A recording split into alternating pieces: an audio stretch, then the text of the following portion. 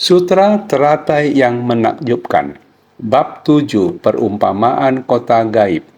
Sin Fa Xiang Sutra Teratai episod 1065. Dengan kebijaksanaan menyelamatkan diri sendiri dan dengan kewelas asihan menyelamatkan orang lain. Semenjak masa tanpa awal dulu hingga sekarang, keinginan diri sendiri adalah menyelamatkan semua makhluk di dunia dari penderitaan. Dengan kebijaksanaan menyelamatkan diri sendiri, dengan kewelas asihan menyelamatkan orang lain tanpa pernah beristirahat. Sehingga diri sendiri dan orang lain sama-sama terbebas dari penderitaan akibat kebocoran batin, kegelapan batin, dan delusi. Mereka telah membimbing dan menyadarkan makhluk yang tak terhingga, sehingga menjadi kelompok penjalin jodoh pada masa Buddha Mahabhisna. Ini menyampaikan, dari masa tanpa awal sampai sekarang, satu-satunya harapan adalah membimbing makhluk yang menderita. Semua Buddha memiliki ajaran yang sama.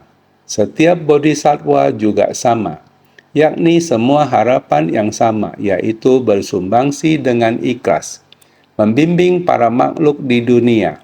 Setiap orang memiliki sebuah tujuan dalam melatih diri, yakni terbebas dari penderitaan di dunia. Kita sering mengatakan, harus terbebaskan dari penderitaan di 5 alam kehidupan dan 4 jenis kelahiran. Karena 5 alam kehidupan dan 4 jenis kelahiran di luar kendali diri kita sendiri.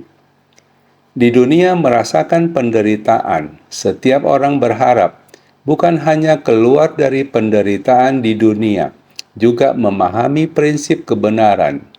Kehidupan kita ini menciptakan karma yang berasal dari kegelapan batin, sehingga di 5 alam kehidupan, bukan hanya di alam manusia, juga di alam dewa, masih ada alam setan kelaparan, masih ada alam binatang, masih ada alam neraka. Alam manusia merupakan penderitaan, berharap kecuali di alam dewa. Di alam dewa menikmati berkah surgawi, namun sama saja ketika berkah sudah habis, terjatuh ke alam manusia atau ke alam neraka, ke alam setan kelaparan atau ke alam binatang. Ini tergantung kepada masa lampau di dunia. Berapa banyak karma maupun berkah yang diciptakan. Karma berkah ada berapa banyak?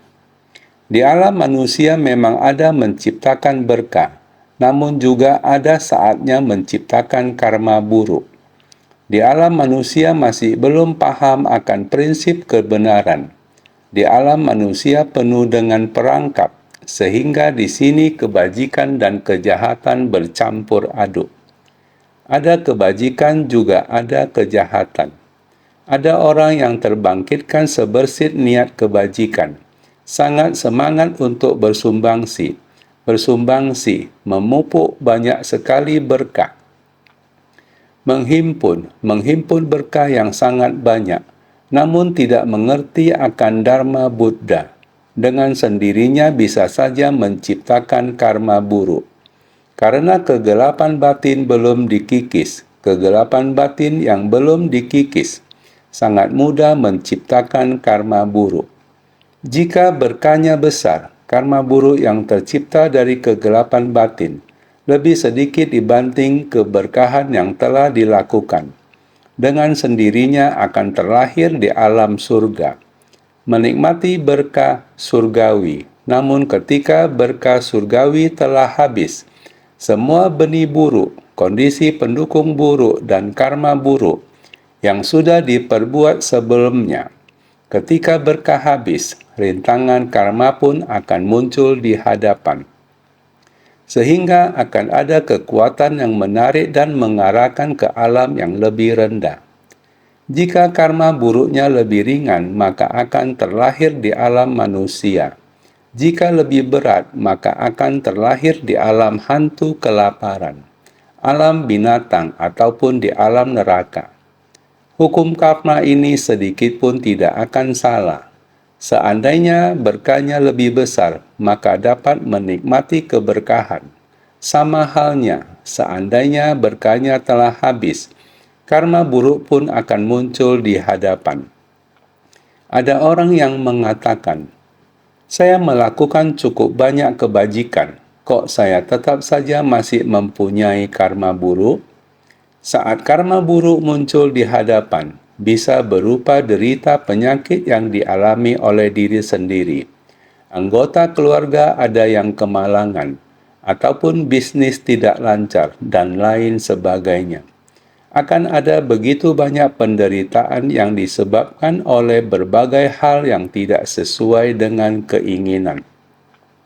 Saya telah berbuat baik, tapi kenapa masih saja mengalami berbagai masalah yang membuat saya menderita dalam kehidupan?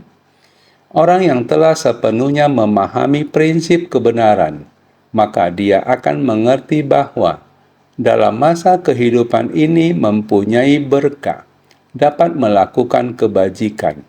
Itu dikarenakan pada masa kehidupan lampau ada menciptakan benih sebab, mempunyai jalinan jodoh keberkahan ini, sehingga dapat bertemu dengan kondisi yang demikian.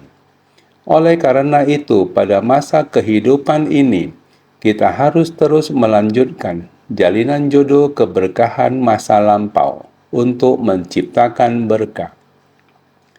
Berkah yang kita ciptakan di kehidupan sekarang akan diterima di masa kehidupan mendatang. Berkah yang kita terima pada masa kehidupan sekarang adalah yang kita ciptakan di masa kehidupan lampau. Pada masa kehidupan lampau kita juga mempunyai kegelapan batin, sehingga juga menjalin jalinan jodoh buruk. Semua yang kita perbuat pada masa kehidupan lampau juga akan dibawa hingga pada kehidupan sekarang. Jadi, meskipun pada masa kehidupan sekarang kita ada melakukan perbuatan baik, semua benih sebab dan kondisi pendukung pada masa kehidupan lampau akan berlanjut pada masa kehidupan sekarang, sehingga dapat bertemu dengan benih sebab dan kondisi pendukung yang baik untuk menciptakan berkah, dan ini akan terus terakumulasi hingga masa mendatang. Tetapi kondisi buruk yang kita bawa dari masa lalu mulai muncul di saat ini. Jika kita dapat berkata, "Saya menerimanya, saya rela benih sebab karma dan kondisi pendukung karma ini, saya akan melunasinya di kehidupan ini. Di kehidupan ini saya rela, saya menerimanya dengan sukacita." Bukan karena mengalami penderitaan, lalu niat menciptakan karma berkah menjadi berhenti. Tidak terpengaruh olehnya. Dengan begitu karma baik akan terus terakumulasi. Karma buruk dihapus dengan cara ini. Sukarela melakukannya, melakukan dengan sukacita di kehidupan lalu, maka rela menerima di kehidupan ini. Tetapi kita bersumbangsi di kehidupan ini secara rela bersumbangsi. Oleh itu, kita harus bersukacita dalam setiap hal. Dapat menerima dengan sukacita, harus sangat jelas memahami prinsip kebenaran. Kita baru dapat memperkuat tekad pembinaan diri. Kami ingin, semenjak masa tanpa awal dulu hingga sekarang, sejak masa tanpa awal hingga saat ini, kita pasti memiliki tekad hati. Tekad hati ini, tekad hati di kehidupan lalu, tekad hati di kehidupan ini, tekad hati di kehidupan mendatang. Selalu dari kehidupan ke kehidupan, tekad hati yang sama terakumulasi. Tekad hati ini adalah membimbing makhluk di dunia yang menderita. Kita harus berikrar, membangkitkan ikrar untuk membimbing makhluk di dunia yang menderita. Dari kehidupan ke kehidupan tekad hati sedemikian. Diteruskan tanpa henti seperti ini. Akumulasi. Diperlukan waktu yang lama untuk mengakumulasi. akumulasi hingga benih dan kondisi menjadi matang. Kebijaksanaan kita akan muncul, berkat kita yang bertambah untuk menghapus keburukan. Kita dengan rela menerima karma yang diperbuat dari kehidupan lalu. Oleh itu, penderitaan di kehidupan ini sepenuh hati menggunakan kebijaksanaan untuk mengurainya. Saya sering mendengar Ihsan Tze berkata, menderita dianggap sebagai makan suplemen. Ketika bertemu dengan penagih hutang, kita harus rela membayarnya. Jika kita rela membayarnya, kita akan mendapatkan diskon 20%. Jika kita tidak rela membayarnya, maka akan ditambahkan bunga. Ini adalah prinsip kebenaran yang biasa terjadi di dunia. Prinsip kebenaran yang biasa terjadi di dunia ini terkandung di dalamnya prinsip kebenaran yang sangat mendalam di dunia ini.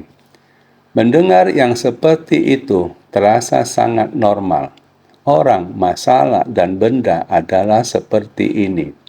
Semua orang mengetahuinya, tapi dengan segenap hati dipikirkan. Begitu sederhana adalah prinsip kebenaran yang begitu mendalam.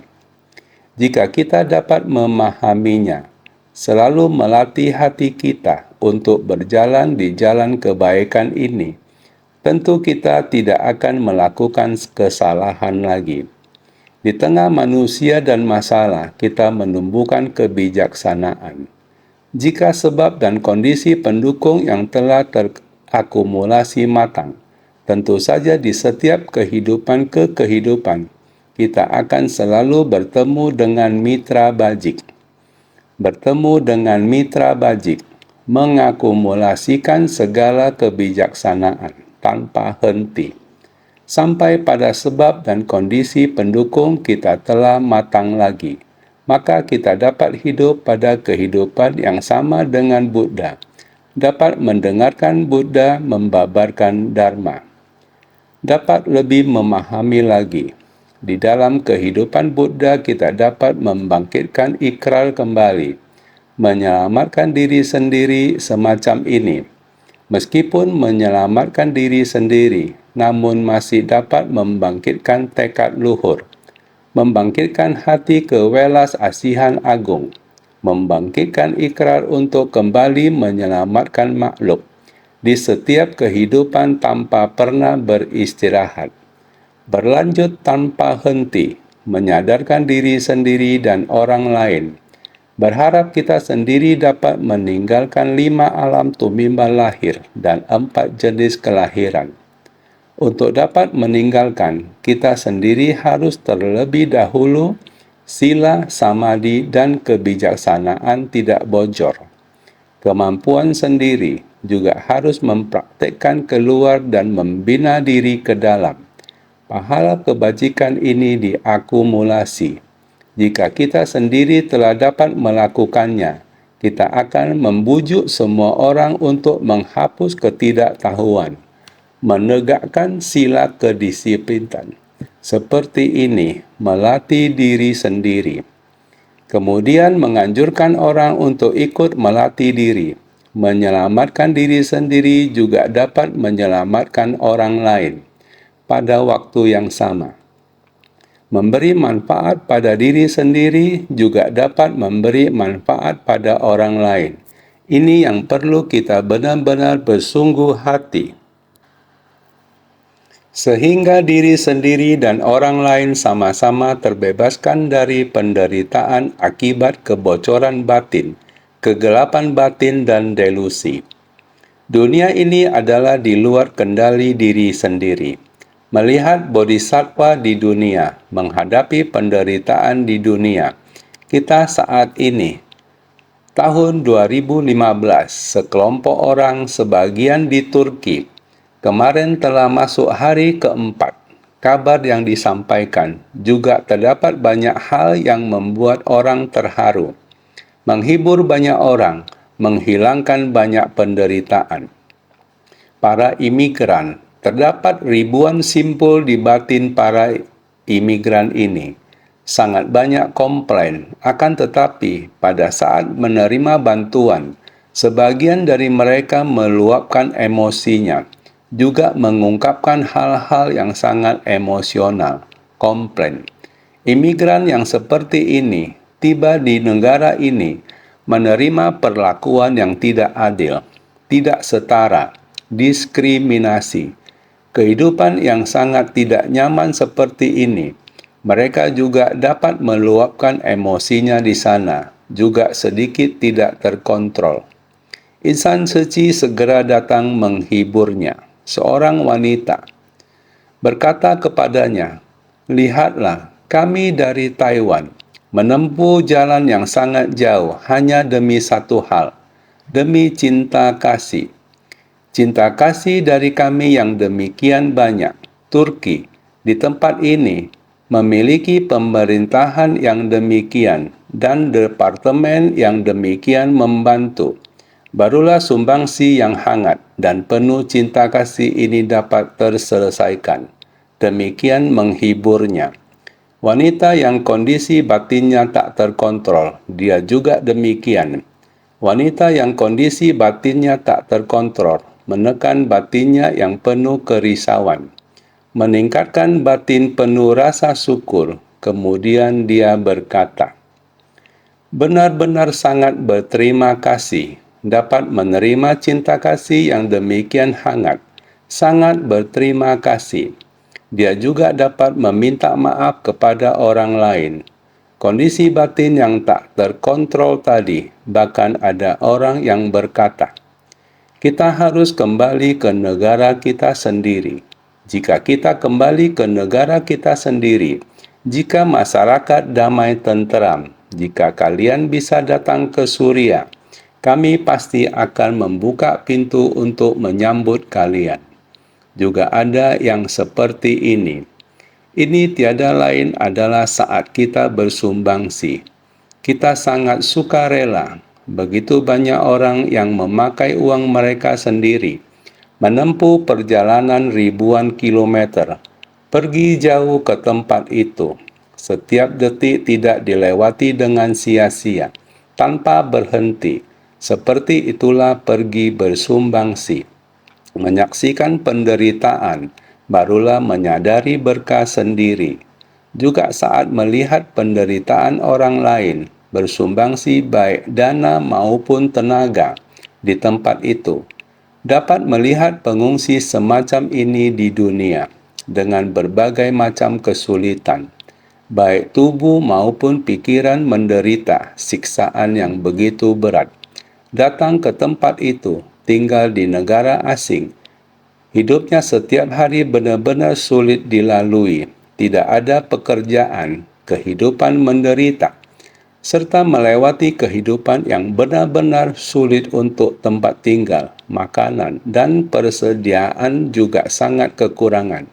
Di negara mereka dulu, kehidupan mereka sangat baik, tetapi sekarang sangat berkekurangan. Oleh karena itu, hati mereka penuh dengan keluhan. Semua adalah penderitaan. Kehidupan sangat sulit dilewati. Sehingga karena hal ini, makanya ada bodhisatwa dunia yang rela bersumbangsi. Memecah kemelekatan tersebut, membuka pintu hati dari rintangan agama, membuka pintu dari rintangan etnis, membuka pintu hati yang mengeluh. Satu persatu pintu dibuka. Pada akhirnya adalah penuh bersyukur. Bukankah ini adalah kegelapan batin dan delusi? Lapis demi lapis dibuka. Hati penuh dengan rasa syukur. Mereka selalu ingin membalas. Akan datang hari tersebut. Ini adalah perasaan yang selamanya akan mereka ingat. Ini adalah perasaan cinta kasih. Dengan memberikan cinta kasih adalah hati belas kasih agung. Ketika orang terluka, kita merasakan sakitnya. Ketika orang lain menderita, kita merasakan kepedihannya. Hati penuh dengan cinta kasih universal. menjalin tali kasih yang langgeng dan memperluas cinta kasih universal, memanfaatkan cinta kasih yang langgeng, terus-menerus tidak terputus, meneruskan cinta kasih yang langgeng, meneruskan cinta kasih universal. Dari kehidupan ke kehidupan adalah demikian. Sangat rela dalam bersumbangsi. Di Yordania juga demikian. Tahun 2015 di Yordania, penyelamatan pengungsi sudah 4 tahun. Sudah lewat dari 4 tahun. Pengungsi Suria ini sebuah perjalanan yang penuh darah. Seraya berlari, senjata terus meletus di sekitar mereka. Gelombang demi gelombang, orang di depan tumbang. Yang lainnya terus berlari. Inilah yang terjadi pada pengungsi. Sepanjang jalan penuh dengan darah, sangat menyayat hati. Mereka berlari dengan menggunakan kedua kaki, berlari sampai garis perbatasan. Pengungsi mungkin akan selamat. Tidak semua orang dalam kondisi sehat. Sebagian dari mereka mengalami sakit karena luka. Pelarian kemari adalah sebuah penderitaan. Saat ini masih ada 600 ribuan orang pengungsi berada di kemah pengungsi di padang pasir. Di tanah yang luas ini didirikan tenda-tenda dalam kurun waktu sekian tahun lamanya. Tenda sudah tidak tahu lagi, sudah robek hingga puncaknya jatuh ditiup oleh angin.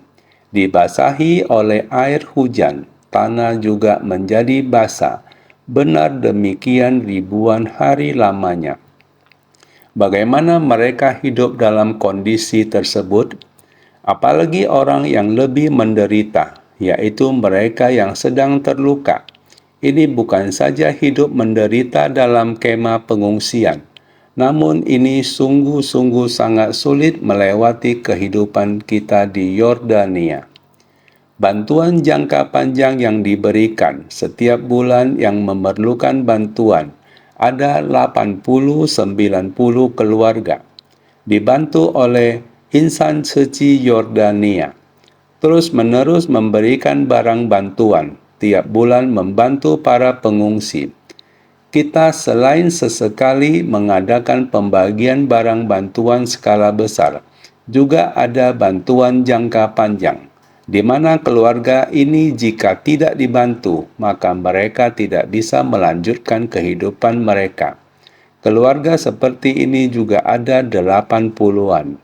Jadi tiap bulan yang kita berikan bantuan, kira-kira keluarga dengan jumlah orang yang lebih sedikit, kita berikan $100 atau $100 lebih sedikit, sama dengan mata uang Taiwan, 3.600 NTD ataupun 4.000, 5.000 NTD. Demikian kita membantu mereka agar dapat melewati hari demi hari yang lebih menyedihkan.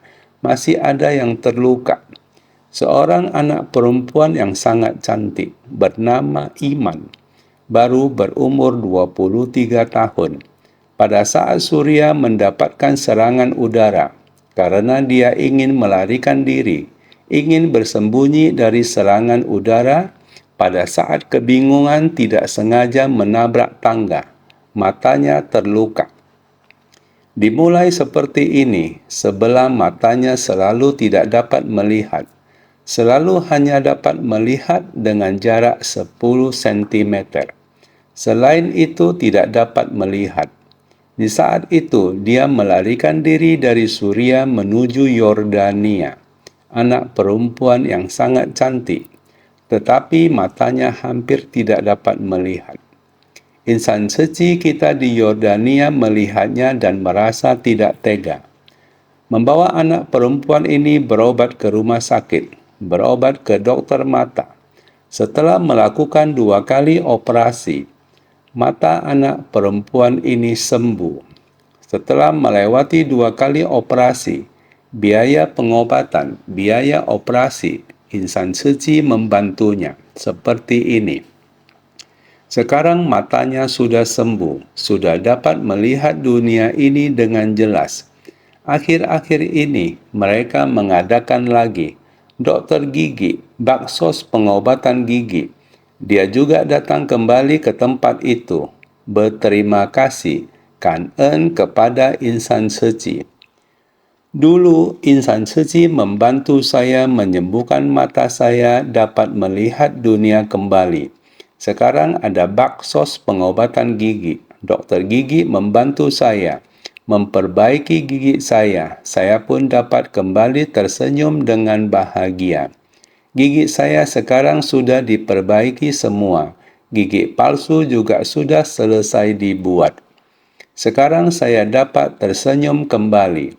Sepanjang hidup saya akan selalu merasa bersyukur dapat melihat kembali. Dapat membuat saya bahagia, tersenyum dengan lega, menghilangkan rasa kurang percaya diri saya. Oleh karena itu, anak perempuan ini merasa bersyukur. Di samping itu, ada juga seorang anak berusia 5 tahun. Luka karena terkena bom pesawat. Terluka cukup parah, juga dalam keadaan kritis. Meskipun bersama dengan ibunya telah melarikan diri ke Yordania, tetapi masih dalam keadaan kritis di rumah sakit.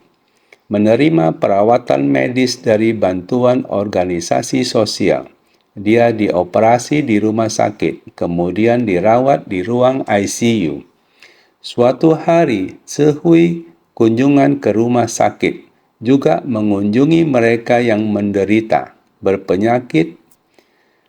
Dokter memberitahu Sehui, ada seorang anak sekarang sedang berada di ICU, berdua dengan ibunya. Sangat kasihan.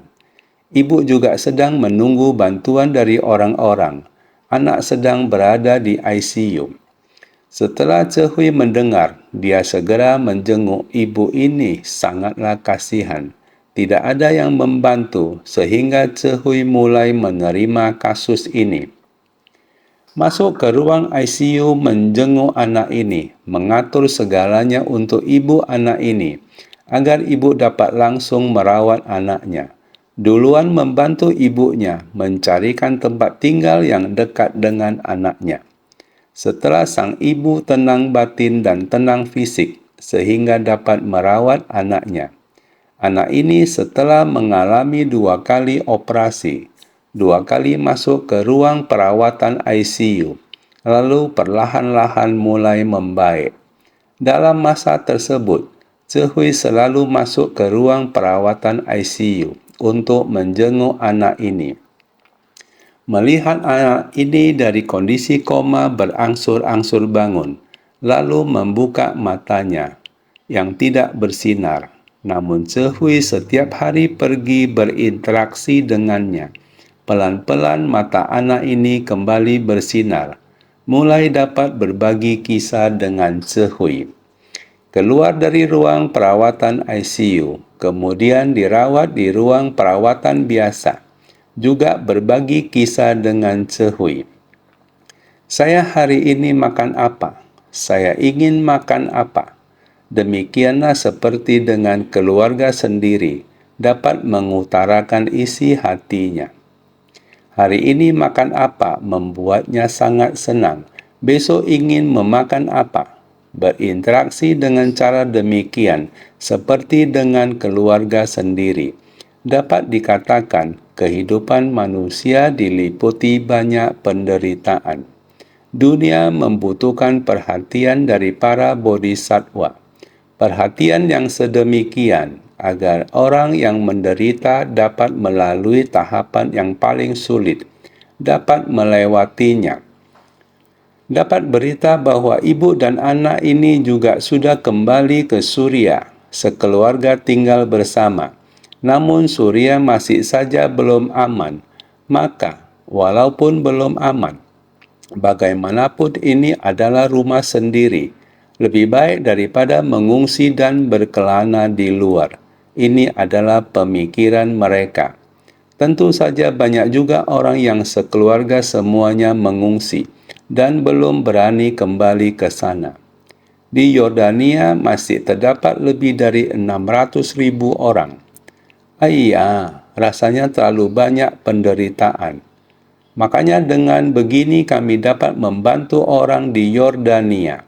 Semakin banyak perbuatan baik, semakin banyak orang yang bekerja sama dengan cehui. Kekuatan untuk merawat orang yang kesulitan semakin besar. Oleh karena itu, ini adalah dengan kebijaksanaan menyelamatkan diri sendiri, dengan kewelas asihan menyelamatkan orang lain tanpa pernah beristirahat. Kita menapaki jalan bodhisattva. Apakah memahami prinsip kebenaran? Melihat semua penderitaan di dunia, menumbuhkan kebijaksanaan kita. Ini adalah menyadarkan diri sendiri. Melihat penderitaan, kita akan lebih mengerti hukum sebab akibat. Di daerah perbatasan seperti itu, berhubungan dengan Timur Tengah, masing-masing negara terjadi sesuatu. Semuanya mengungsi ke Yordania. Oleh karena itu, penderitaan setiap negara, hukum sebab akibat semacam ini, mereka semakin percaya. Oleh karena itu, diri sendiri dan orang lain sama-sama terbebas dari penderitaan akibat kebocoran batin, kegelapan batin, dan delusi. Semakin mengerti bahwa orang yang membantu tekad semakin kuat dan orang yang dibantu kesulitannya telah terurai. Mengapa hidup begitu sulit? Mereka telah membimbing dan menyadarkan makhluk yang tak terhingga, sehingga menjadi kelompok penjalin jodoh pada masa Buddha Mahabhisna. Sama seperti 16 pangeran, mereka juga begini dari kehidupan ke kehidupan. Era dari kehidupan ke kehidupan berbeda. Menghadapi kehidupan yang sama, menghadapi penderitaan yang sama, juga masih memperkuat tekad untuk melatih diri. Seperti ini menguatkan sebuah tekad. Telah membimbing dan menyadarkan makhluk yang tak terhingga. Tidak terhingga. Buddha Mahabhisna Jenana Bibu mempunyai penjalin jodoh yang banyaknya tak terhingga. Bersumbangsi dari kehidupan ke kehidupan, membimbing dan menyadarkan dengan cara ini, sehingga dikatakan, Buddha Sakyamuni datang ke dunia. Berapa banyak orang yang dibimbing? Di zaman Buddha, sejujurnya, pada saat itu belum banyak orang. Pada saat itu, agama di India sangat kacau. Pada saat itu, sangat banyak juga mendapat banyak keluhan, banyak kesulitan. Di dalam penderitaan menguatkan niat keyakinan dan tekad yang kokoh. Berbagi prinsip kebenaran dengan orang yang berjodoh. Ada orang yang membabarkan dharma, ada orang yang mendengarkan dharma. Seperti demikian. Orang-orang yang mendengarkan dharma ini bukannya semua berada di masa 16 Ramanera. Orang yang berjodoh ini adalah dari kehidupan ke kehidupan. Di dunia banyak penderitaan, ini adalah bencana buatan manusia. Alam semesta besar, bencana alam, masih ada bencana dari rasa sakit fisiknya kita. Ada orang pada saat lahir sudah membawa gen ini ke dunia. Ketika saatnya tiba, penyakit ini akan timbul. Sedikit pun kita tidak bisa mengontrolnya. Demikianlah. Berapa banyak penderitaan, puluhan tahunan dalam penyiksaan. Ini adalah penderitaan di dunia.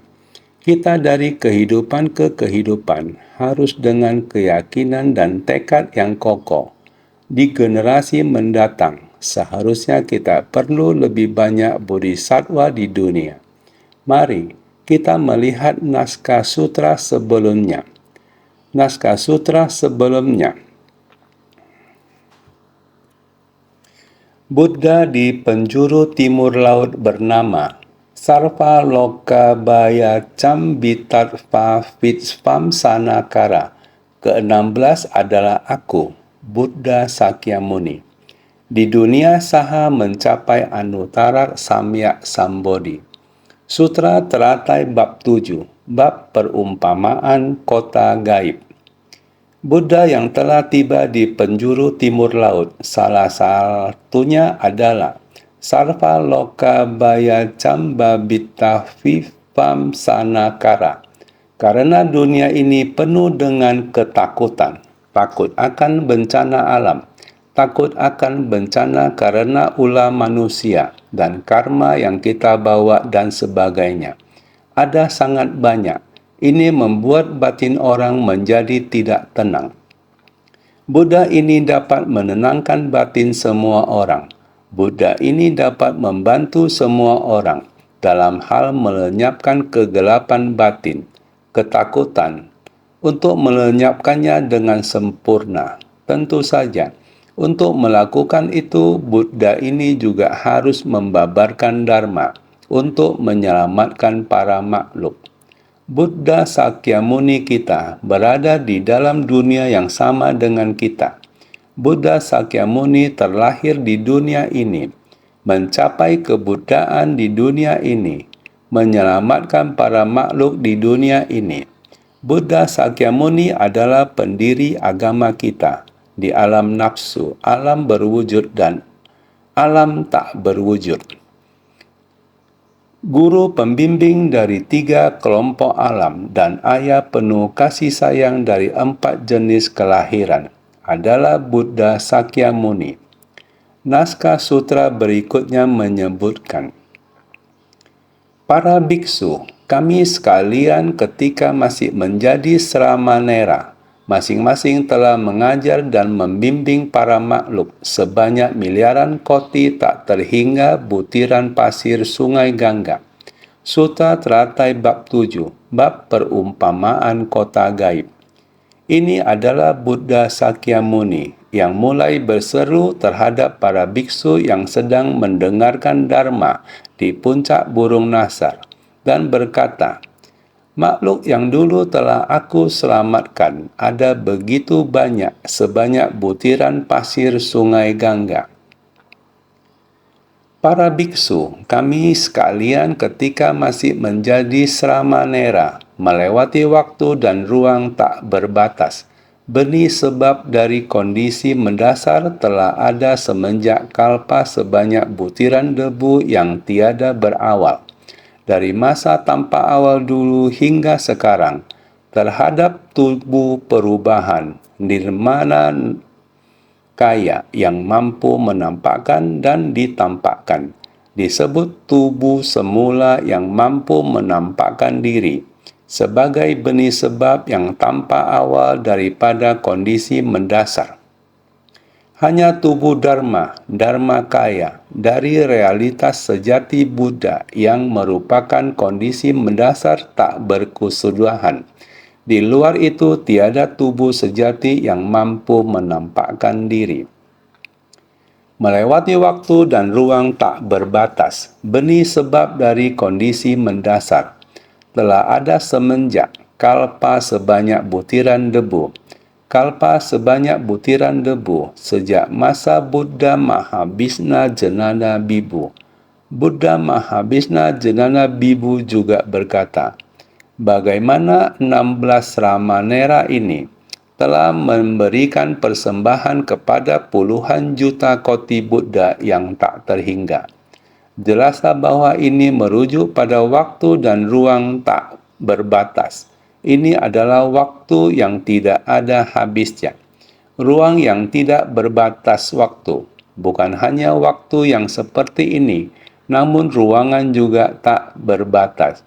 Semenjak ini di ruangan yang tak berbatas, semenjak masa tiada awal, benih sebab dari kondisi mendasar adalah sifat hakiki setiap orang. Sifat hakiki tata kita, sejak kalpa sebanyak butiran debu, yang tiada berawal dari masa tanpa awal dulu, hingga sekarang ini. Jadi, terhadap tubuh perubahan yang mampu menampakkan dan ditampakkan. Tubuh perubahan yang mampu menampakkan dan ditampakkan, yang mampu menampakkan diri. yang mengacu pada sekarang ini mampu menampakkan tubuh perubahan di dunia saha. Buddha Sakyamuni telah datang ke dunia saha ini. Beliau menampakkan 8 fase menuju kebuddhaan. Bersamaan setelah mencapai kebuddhaan, membabarkan dharma, dan ketika memasuki parinirwana, waktunya adalah 80 tahun. Sejak dilahirkan hingga memasuki istirahat sempurna, wafat. Demikian menampakkan diri di dunia. Jadi, tubuh perubahan yang menampakkan dan ditampakkan. Pada saat itu demikianlah lahir di dunia. Ajaran Buddha, tubuh Dharma selamanya di dunia. Tubuh perubahan menampakkan diri di dunia. Disesuaikan dengan kapasitas makhluk hidup membabarkan Dharma. Menampakkan diri di istana duniawi, melewati tahapan pelatihan diri selama beberapa waktu di dunia ini. Tubuh semula yang mampu menampakkan diri sebagai benih sebab yang tanpa awal daripada kondisi mendasar di tempat ini, di dunia saha ini. Setelah mencapai pencerahan, sifat hakiki tatanya dan segala alam dharma pada alam semesta ini berpadu menjadi satu. Dari tubuh fisiknya dan sifat hakiki tatanya, kondisi mendasar sejak masa tanpa awal, benih sebab kehidupan ke kehidupan. Benih ini adalah begitu bersih dan tidak tercemar. Benih ini, benih pencapaian kebuddhaan. Sesungguhnya sifat hakiki kebuddhaan ada. Jadi benih sifat kebuddhaan ini terus berlanjut dari kehidupan ke kehidupan. Hanya tubuh Dharma, Dharma kaya, dari realitas sejati Buddha. Artinya hanya tubuh Dharma dari realitas sejati Buddha dengan menampakkan dirinya di dunia. Mengembangkan prinsip kebenaran alam dharma di alam semesta. Tiada yang dia tidak tahu dimanapun dia berada. Prinsip kebenaran ini hanya setelah Buddha mencapai pencerahan, baru dapat menampakkan tubuh dharma. Itulah benih sebab dari kondisi mendasar, yakni tubuh dharma. Juga merupakan sifat hakiki tatata yang murni. Ini kita setiap orang memilikinya, namun kita tidak dapat mewujudkan rupa yang demikian, karena kita penuh dengan noda batin, penuh dengan karma yang telah kita ciptakan. Tubuh kita menciptakan karma melalui perilaku kita. Kita masih tetap dalam kebingungan, menciptakan karma mulut melalui ucapan kita, masih dalam kebingungan. Perilaku kita masih merugikan orang lain dan sebagainya. Batin kita terus bergejolak dengan batin dan tubuh manusia awam ini. Bagaimana kita bisa mewujudkannya? Tubuh Dharma dari realitas sejati yang sama dengan Buddha. Makanya kita harus melatih diri. Hanya tubuh Buddha dari realitas sejati Buddha. Ini adalah benih sebab dari kondisi mendasar. Benih sebab dari kondisi mendasar kembali menyampaikan sifat hakiki Buddha. Setiap orang memiliki sifat hakiki yang setara dengan Buddha, yang merupakan kondisi mendasar tak berkesudahan.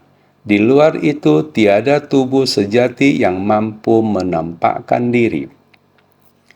Jika kita bisa melampau kondisi batin mendasar kita, karena kondisi mendasar adalah kondisi mendasar tak berkesudahan, yang meliputi alam dharma di alam semesta. Selain ini, tiada tubuh sejati yang mampu menampakkan diri.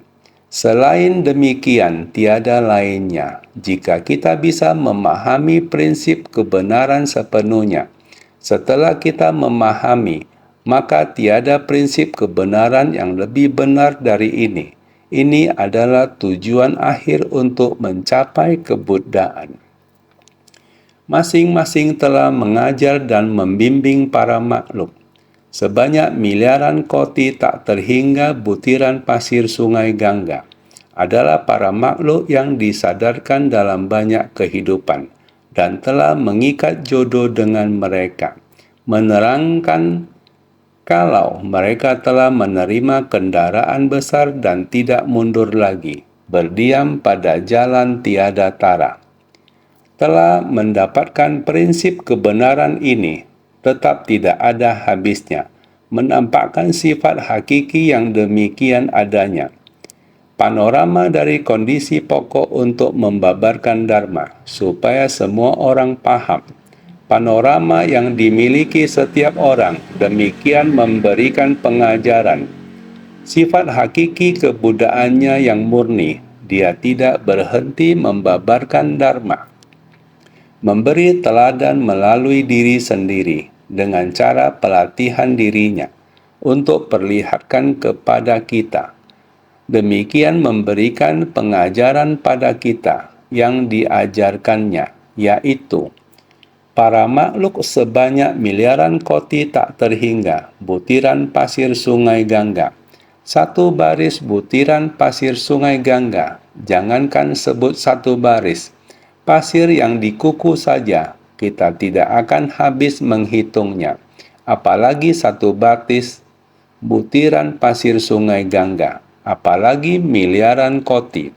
Miliaran koti tak terhingga butiran pasir sungai Gangga bisa terlihat dari kehidupan ke kehidupan. Prinsip kebenaran ini, kebenaran sejati, tak terputus dan selamanya ada. Orang yang tercerahkan, dia tidak berhenti memberi pengajaran prinsip kebenaran, sambung menyambung dari kehidupan ke kehidupan.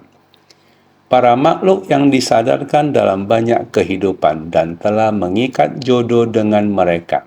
Setiap masa kehidupan menyadarkan dan membimbing orang yang berjodoh sedemikian.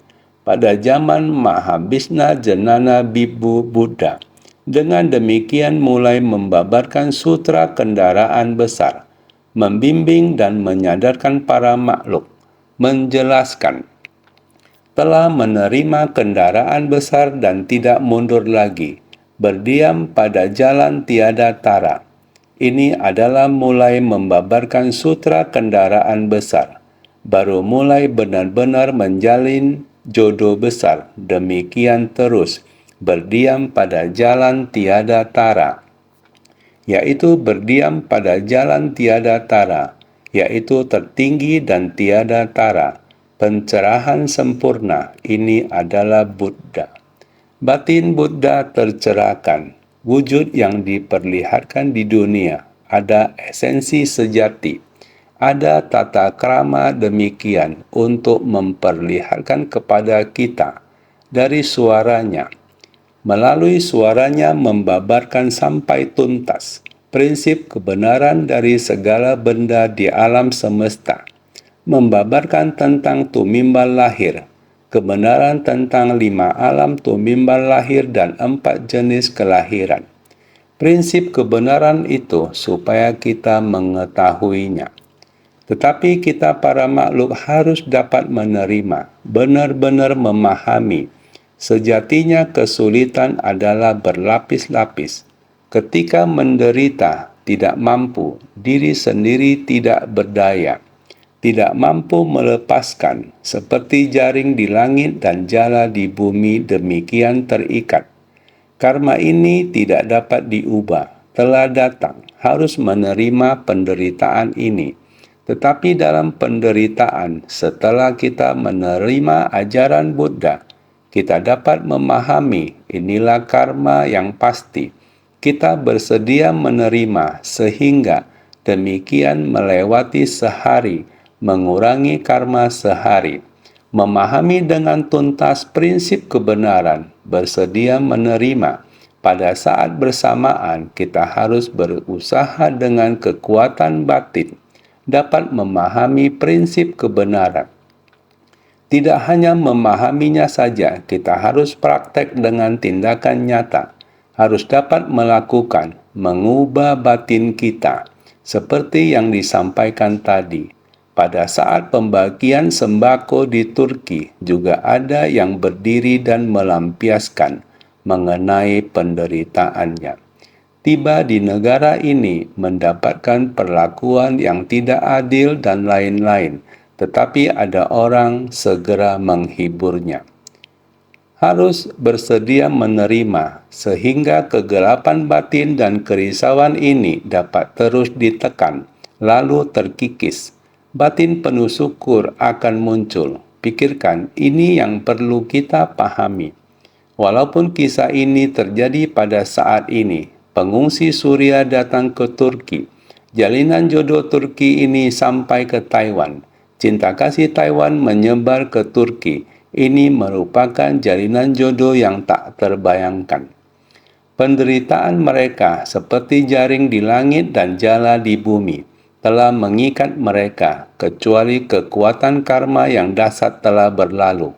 Memecahkan jaring kegelapan ini, mereka baru bisa membangun kembali. Tetapi, apakah dapat membangun kembali? Kembali pada negaranya, apakah rumah masih ada? Apakah masih mampu membangun kembali masa depan yang tidak pasti? Kekuatan karma seperti jaring di langit dan jala di bumi. Harus bersedia menerima dengan sukacita.